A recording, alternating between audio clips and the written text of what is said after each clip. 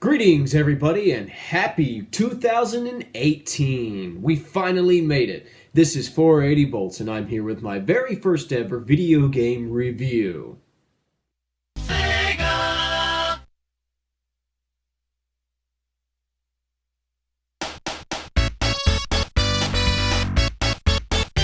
Oh, of course it's Sonic the Hedgehog. What did you really think it would be when I said that it would be the very first thing that anything on this channel starts with? Take a look at some of the content of my channel. My very first video game remix was a remix of Green Hill Zone, and my very first Let's Play on this channel was Sonic the Hedgehog 1. So I think it's pretty safe to say that I do like Sonic the Hedgehog. In fact, some might argue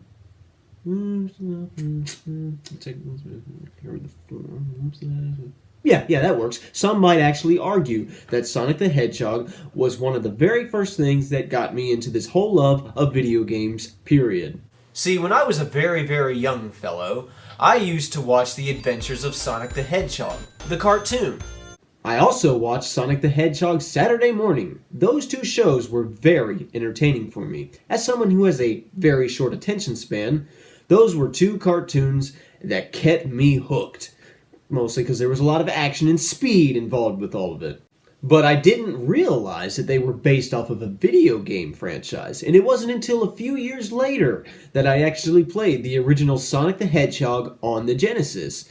And then it wasn't even until a few years later when I realized that the games came first. Sonic the Hedgehog was created in the year 1991. By creators, and I apologize to anybody who's Japanese for the beautiful names that I am about to completely butcher up, Yuji Naka, Naoto Oshima, and Hirokazu Yasuhara, in an attempt to rival Nintendo's Mario franchise, which was taking the platforming world by storm. And so, Sega created the Blue Blur himself, Sonic the Hedgehog, who is supposedly the fastest thing alive. Just to be clear, Sonic the Hedgehog was meant to be a platformer, not a racing game. Sega also wanted Sonic the Hedgehog to be their mascot. In fact, they even modeled Sonic's coloration based off of the colors on the Sega logo. Hey, can we roll that clip again with the Sega thing? Yeah.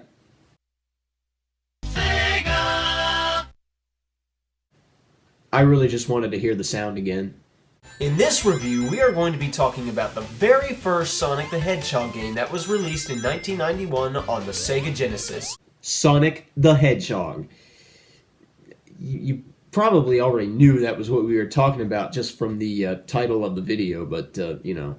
The story of this game is rather simple. So there's this evil mad scientist who is incredibly fat, named Dr. Ivo Robotnik, otherwise known as Dr. Eggman.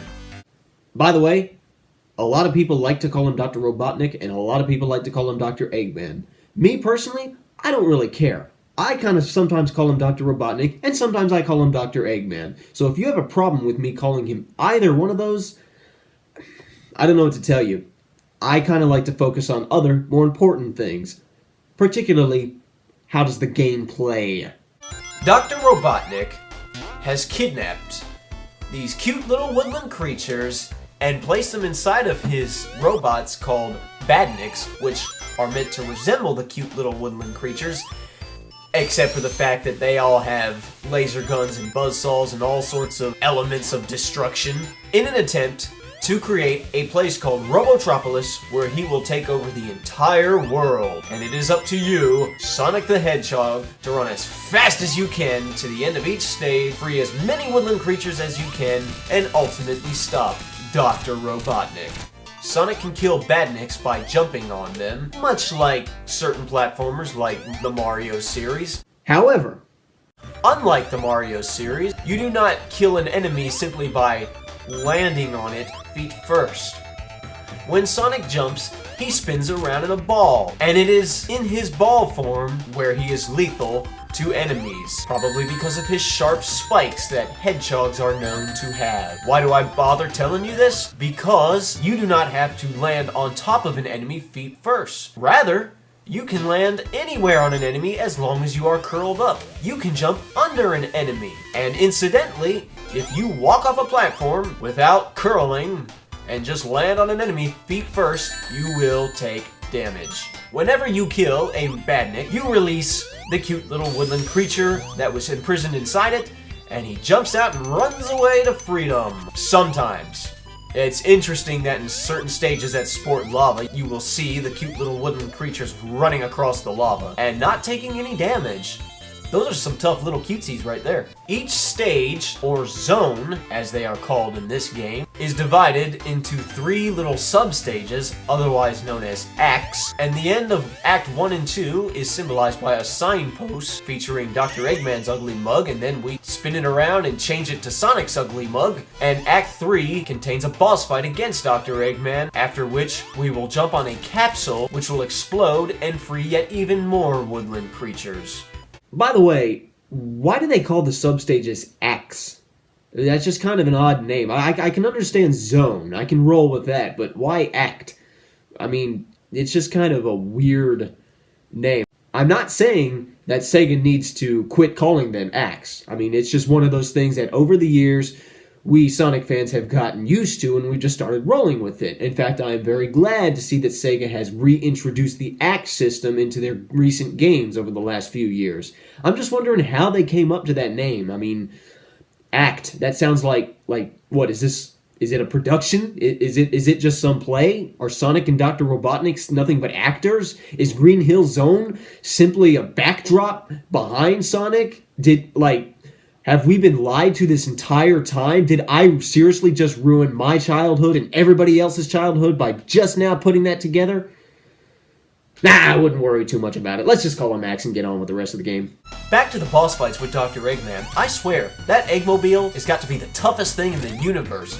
It takes 8 hits before it short circuits, but then it just starts working again and he flies away. And he always comes back in another stage, the same thing, except it's got, a different form of attack. And all throughout the different Sonic games, Eggman will always come up with some crazy contraption that is powered by the Eggmobile. And although Sonic will destroy the crazy contraption, the Eggmobile always escapes intact. I don't know what type of material Dr. Eggman made that thing out of, but he needs to make all of his contraptions like that if he wants to get anywhere trying to take over the world.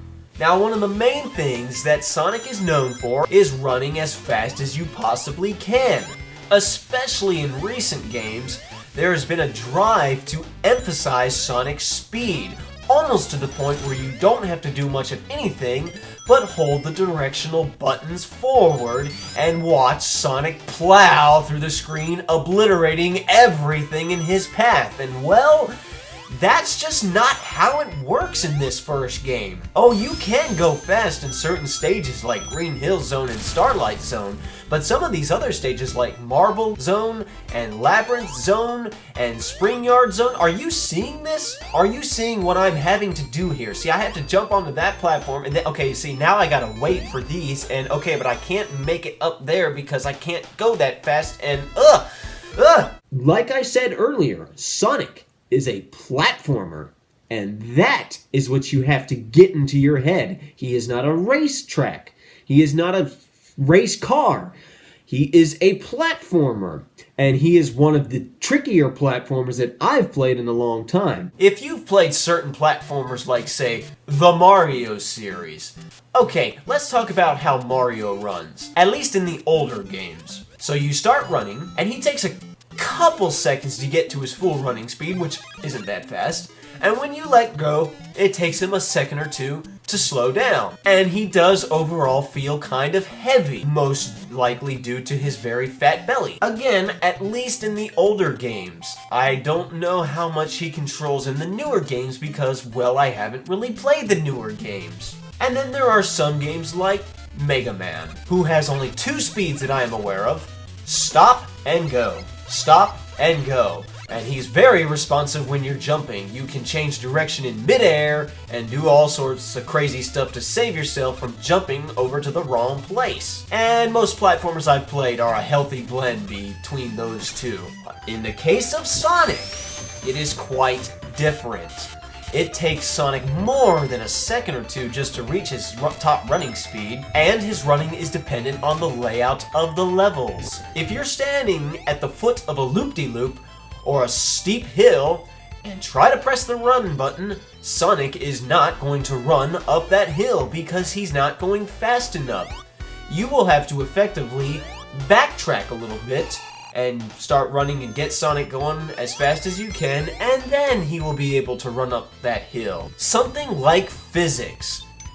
This game takes full advantage of physics, or at least it feels that way, but you might not think that if you're simply running. When you run up a loop-de-loop or go downhill, you might in turn expect Sonic to go faster, and he doesn't seem to do that. In fact, his top running speed really doesn't seem that fast. However, if you press the down button while you are running, Sonic will curl into a ball. And then, when you start going down slopes, he will pick up even more speed. The prime climax of this whole thing has to be Starlight Zone, which has several different loop-de-loops back to back, and if you start rolling as you go downhill, you can just about take your hands off of the controller and watch Sonic just tear through the screen. It's pretty satisfying. You do have to be careful because sometimes the game tricks you into going really, really fast, and then there's an enemy, or an obstacle, or a bottomless pit that you didn't realize was there, and you didn't have enough reaction time because you were going so freaking fast! And then you have other stages like Marble Zone and Labyrinth Zone and Scrap Brain Zone and Spring Yard Zone where you really have to work if you want to get Sonic going fast at all. Those stages are filled with lots of treacherous platforming and lots of bottomless pits, and stages like Spring Yard Zone really take advantage of this whole rolling physics thing. You can find sections where there's half pipes, and you can let Sonic roll up and down these things and pick up more and more speed. The best part is if you jump at just the right time, maybe on a ramp or so, Sonic will just soar right off into the wide blue yonder. Also, if you're going really, really fast, or you've jumped really, really high, and you land on an enemy and bounce, you will bounce really freaking high as well. I've never seen a platformer so dependent on physics like the classic Genesis Sonic games. It's rather nice, it's challenging, and it demands skill and interaction from the player. If you can get Sonic going really fast in the first Sonic game, you can pat yourself on the back and know that you did a good job, because it took a lot of work. A staple in every Sonic game is the gold rings. You will find these all throughout the different stages. Not unlike the coins of Mario, collecting 100 of these will reward Sonic with an extra life. however, Unlike the Mario series, the ring counter does not reset once it reaches 100. Rather, it keeps on going. So you can collect 101 rings, or 110, or 150, or even 200, or even 300. that is, if you can come across 300 rings in a single stage. The rings also serve as a hit meter. When you get hit from an enemy, you will lose all of the rings that you were holding, and they will bounce around the screen, and you will be able to collect most of them if you're fast enough. Or at least 20 of them. Yeah, for some reason, no matter how many rings you're holding, it caps off at 20. In other words, if you're holding 30 or 40 or 100 rings and you take damage, only 20 will bounce around on the screen. I guess the game couldn't handle more than 20 rings on screen. Any less than 20, you'll see that exact number floating around on the screen. And if you have no rings and get hit by an enemy, Sonic will die. So essentially, you can get hit as many times as you want, as long as you have at least one ring, and always retrieve that one ring and hold on to it for every last bit that you are worth. And then there's the special stages, which are unlocked when you reach the end of Act 1 or Act 2 with at least 50 rings. A giant gold ring will appear above the signpost, and you can jump into that ring and play a brief little mini game, which you will collect more rings and rack up on extra lives and continues For those of you that don't know, a continue was something that we kids thought was worth more than gold itself, because it would allow us to continue to play games without having to restart the entire thing whenever we got a game over. If game over still happens in games now, I don't even know. I'm old. Completing the special stages will reward you with the Chaos Emerald, of which there are 6 in this game. And honestly, I'm not sure what the Chaos Emerald's purpose is for this game, or at least the story. They're just kind of there. I think Dr. Eggman wanted to use them to help power the robots that he is using the woodland creatures to power. I'm not really sure. They're just there, and the game kind of just says, hey, go get them. And when you do get them, the game just kind of says, good job, you got them. Yeah, they're more of a pain than anything else. Also, you have only 10 opportunities to collect the Chaos Emeralds. Did I mention the gold ring only appears in Act 1 and Act 2 of each zone? Well, I kinda lied. It does not appear in Scrap Brain Zone at all. If you've made it to Scrap Brain Zone and you haven't gotten all the Chaos Emeralds, guess what? You're not getting them. The graphics in this game are not bad for the Sega Genesis, considering this was the 16-bit era.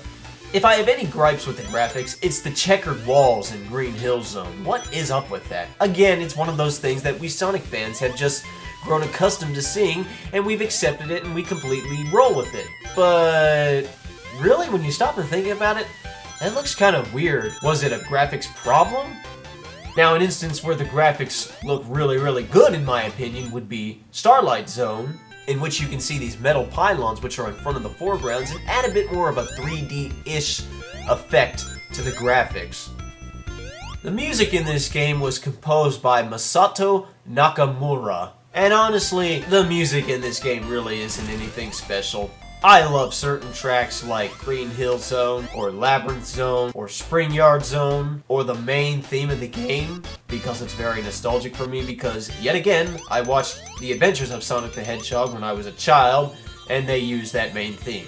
But a lot of other stage music really just falls kind of flat in my opinion, like Marble Zone, or Starlight Zone, or the Special Stage Zone. Wait, did I just say Starlight Zone?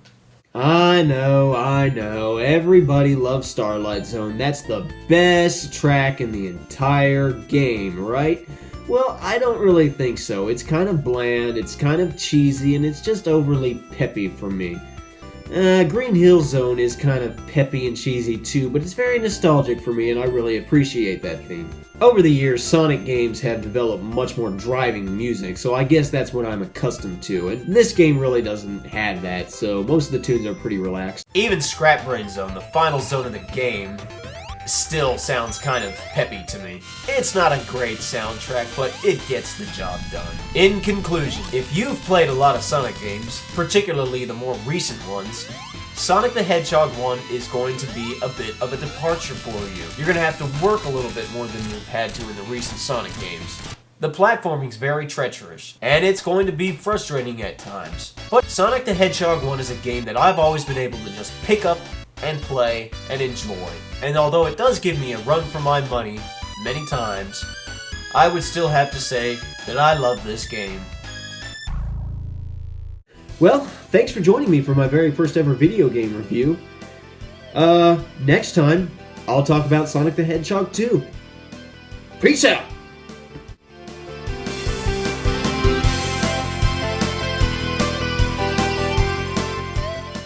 Oh yeah, if you didn't notice, I had to start wearing these last year. They're readers, so if I'm reading something, I have to wear them. I told you I was old.